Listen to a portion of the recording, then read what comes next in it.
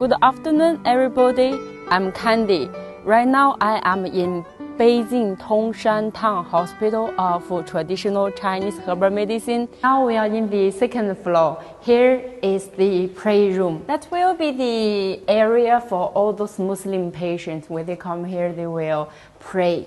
So you can have a look. In the second floor, we also have a very big resting area. That is, after the patients finish praying, they also can sit here, they can drink some coffee, they can talk in and relax themselves.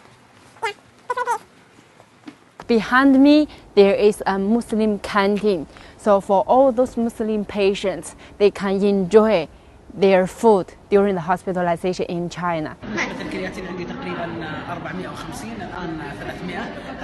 أشعر بتحسن، عملت الخلايا الجذعية، أنا متفائل جدا بالعلاج هنا، بالإضافة إلى هناك أمور كثيرة تحسنت في وظائف الكلى، تنشطت بفضل الله ثم بفضل هذا المستشفى. الحمد لله الحمد لله. أشكرك. عفوا. أوكي.